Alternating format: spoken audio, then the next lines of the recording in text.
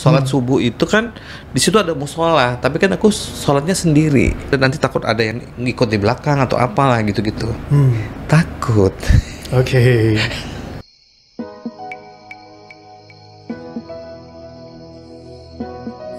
Kalau ditanya apa sih yang selama ini dirasain yang pengen banget kalau bisa diberesin di session ini gitu? Yang paling mengganggu itu aku adalah fobia aku. Aku misalnya gini, takut di tempat ketinggian. Misalnya aku tuh kan pasti setiap minggu tuh pasti berangkat gitu ya kan, ke luar kota, ke daerah gitu ya. Nah itu kadang-kadang begitu sampai langsung misalnya nyanyi gitu. Itu yang bikin mengganggu karena aku selama perjalanan tuh aku nggak bisa tidur. Karena tuh was-was terus gitu. Terus misalnya lagi di tempat di kegelapan gitu loh. Jujur aja. Kegelapan. Saya ini orangnya penakut banget. Nih aku juga kaget sih pas dikasih tahu nih teman-teman ya, karena beliau kan memang dikenal banget dari performancenya di film Si Manis Jembatan Ancol yang biasanya nakut-nakutin orang. Ini beneran Bang Uzi takut gitu. Aku orang yang penakut banget. Really? Itu mungkin gini ya, gara-garanya kali dari kecil. Aku ini kan dari keluarga yang rame gitu loh. Sekeluarga tuh ada 7 gitu. Jadi mungkin tidurnya nggak pernah sendiri. Jadi nggak mandiri gitu loh. Jadi aku nggak mandiri tuh sampai detik ini gitu. Apa-apa yang masih diurusin apa gitu. Nah itu yang apa ya, masalah takut tadi itu gitu loh. Jadi bayangin kalau misalnya kita syuting di tempat-tempat serem gitu kan. Kalau misalnya mau ke belakang atau pengen buang air kecil gitu ya kan, itu yang nungguin ada 3 orang. Waduh. Oke. Gitu. Ini menarik nih guysnya nih. Dan itu udah cukup lama berarti ya Bang Ozi? Sebelum syuting Si Manis udah begitu juga? Selama-lamanya ya. Saya kan usia menjelang 60 tahun ya. Okay. Jadi ya, sepanjang itulah gitu. Oke. So jadi kalau misalkan dari 2 hal tadi Bang Ozi, kira-kira mana yang lebih dominan yang perlu diberesin? Aku sih pengennya bagaimana dalam perjalanan tuh aku bisa yang tiduran gitu, bisa santai gitu tanpa rasa ketakutan atau was-was gitu ya. Nah itu yang kadang-kadang aku nggak bisa nikmatin dalam perjalanan gitu loh. Oke. Misalkan mau terbang gitu, apakah takut kah, cemas kah, khawatir kah? Biasanya kan setiap orang beda-beda. Cemas itu apalagi kalau misalnya ngelihat awan ya, ngelihat awan hitam terutama gitu ya kan. Itu pasti aku dari belum berangkat aja aku udah cemas gitu loh. Aduh ada awan nih, pasti nih gini, pasti nih gitu. Jadi udah ngebayang duluan gitu loh. Berarti ada awan ya, apalagi kalau awan hitam tadi ya. Hujan. Ya. Nah berarti takut turbulensnya kah, atau takut pesawat jatuh, atau takut apa yang lebih ditakutkan? Aku lebih ke turbulensnya gitu loh. Okay. Jadi kalau udah ke turbulens tuh aku langsung untung aku belum pernah mengalami kayak yang terlalu itu enggak gitu.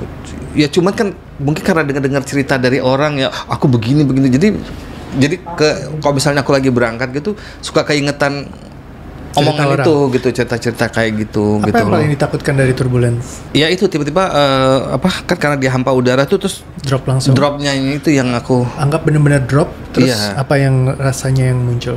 Takutnya ya takut jatuh lah gitu. Oke, misalnya gini, kemarin jatuh pesawatnya, buar. Hari ini nggak ada nih. Terus udah nih, kita udah nggak ada. Terus jadi kayak terbang nih.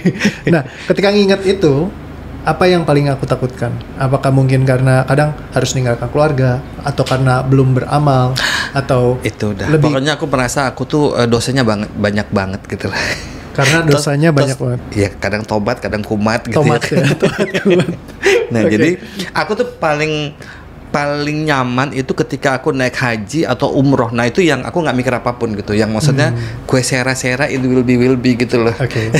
Karena merasa diri udah bersih gitu. Tapi kalau udah ya kemana lagi back to basic lagi gitu. Jadi kayak apalagi ke Eropa misalnya gitu ya kan. Nah itu yang pulangnya pasti ketakutan. So yuk mari kita start.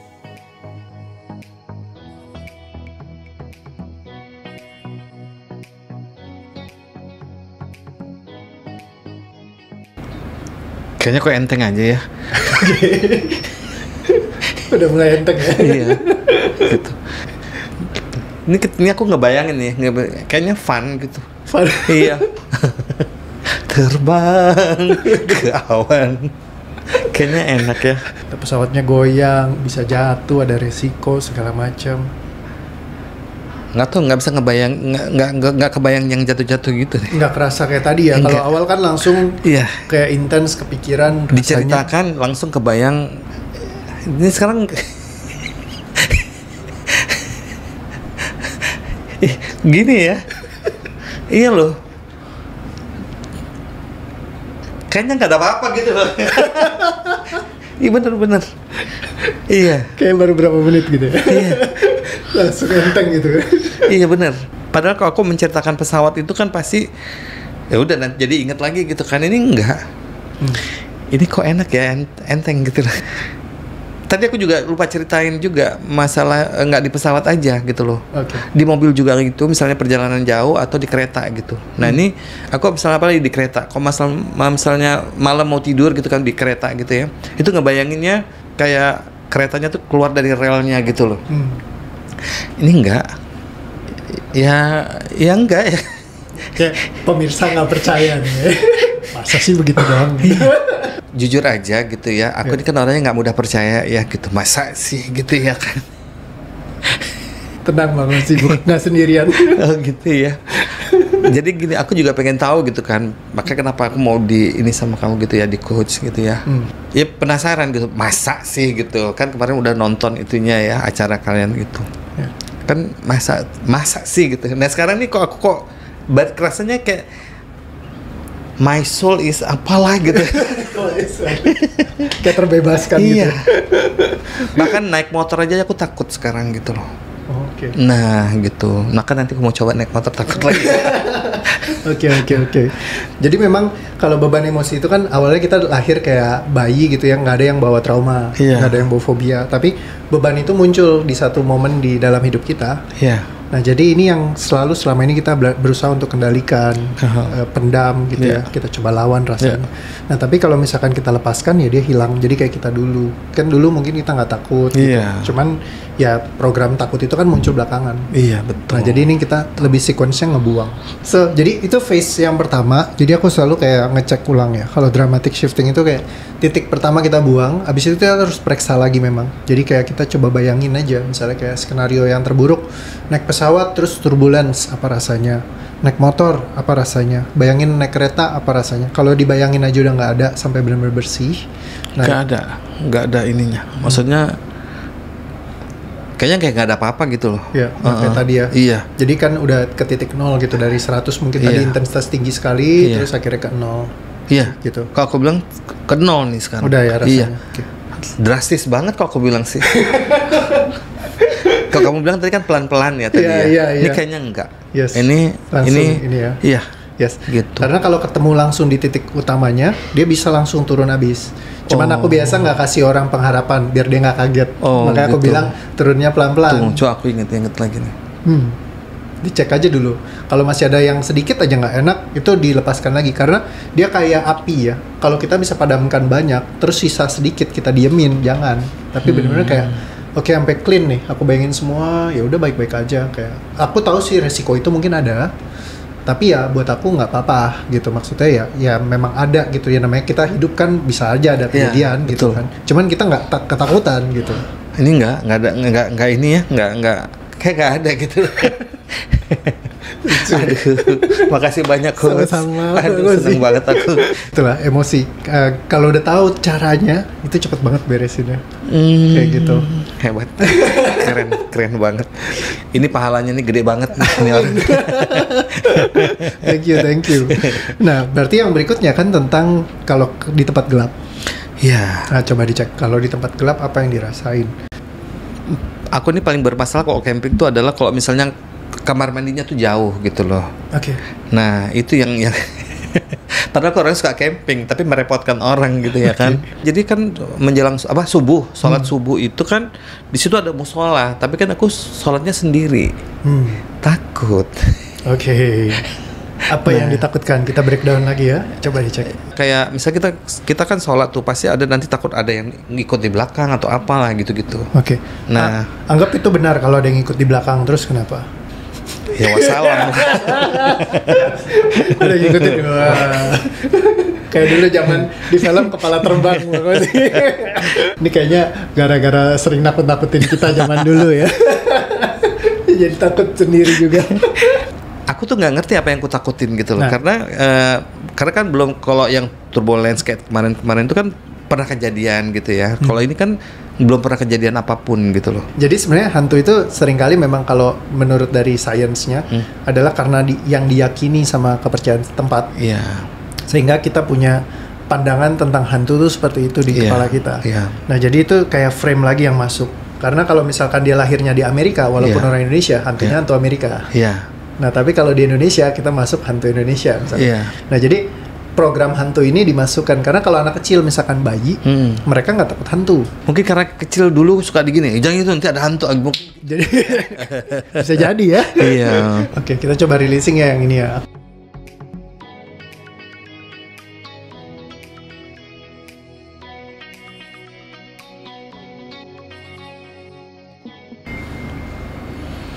Apa ya? Aku nggak bisa mikirin gitu loh, nggak bisa ngebayangin. Kayaknya nggak ada di benakku tuh, nggak ada setan gitu loh. Beneran? Iya. Kita coba matiin lampu ini. Iya. Coba aja. Dites. Dengar mau dimatiin aja. Biasanya aku suka takut kan, khawatir. Ini kok nggak gitu loh. Saya kok ke kamar mandi itu suka takut, apalagi kalau udah malam. Kan kita kalau meeting kan suka sampai malam di sini. Nah itu karena tadi Pak Aditya suka bilang dia suka digangguin gitu ya kan. Nah jadi itu gara-gara itu juga aku dan aku paling nggak suka nonton film hantu. Film horor tuh aku nggak suka nonton. Kalau ada adegan-adegan seremnya aku merem aja. Nah, karena yang ini adalah salah satu yang aku sebut dengan active case. Active case itu case yang memang kita lagi hadapin. Nah, cuman sebenarnya ya cuman tinggal tarik nafas, lepaskan, kita bisa buang emosinya. Yang penting kita tahu di mana tarik nafasnya. Yang itu yang saya bilang. Iya. Bagaimana kalau Bang Ozi menyadari sepenuhnya bahwa mereka semua tidak pernah mengganggu, jadi tidak akan mengganggu karena dianggap sesamanya kayaknya.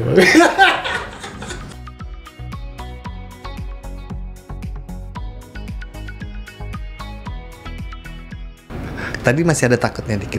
Masih ada takutnya dikit? Iya. Oke, coba dicek takut apa? Iya, kadang saya selalu menganggap orang itu yang bisa lihat gitu loh. Oke. Ya udah, berarti saya bilang saya bisa lihat loh Bang Ozi. Di ruangan ini juga ada nih 3. Nah, rasa itu apa yang muncul? Masih merinding. Oke.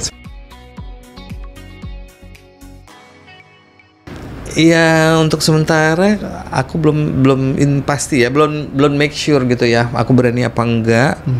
Tapi begitu kamu ngomong tadi enggak apa-apa tuh. Oke.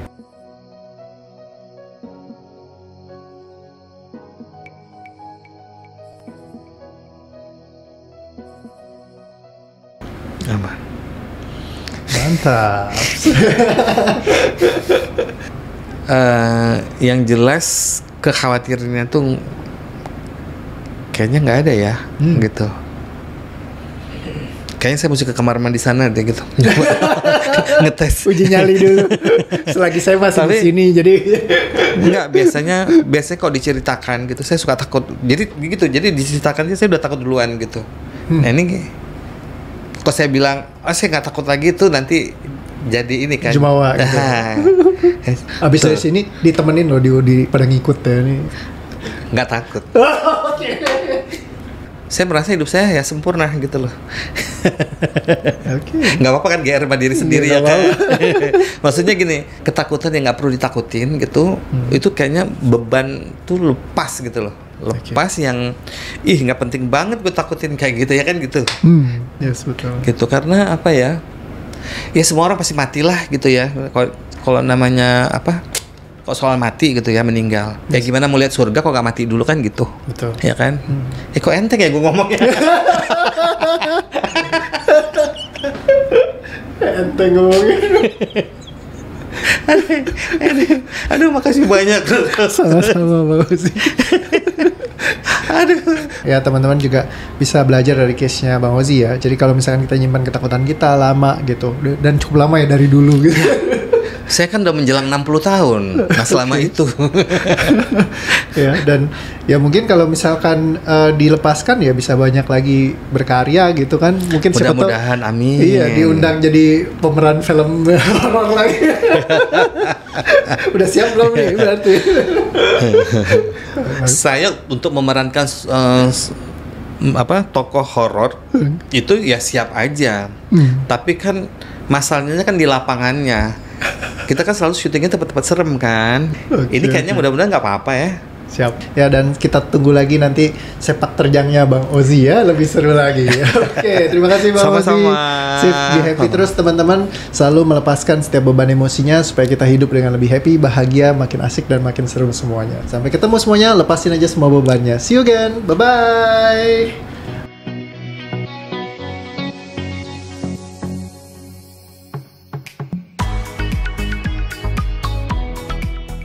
Seru ya. Yes. Gimana rasanya, ringan? Ringan ya. Ringan. Oke, hilang gitu aja. Ya. Biasa kadang emang Test case-nya tadi gitu yang kamu bilang yang itu tadi aku masih takut. yang di belakang.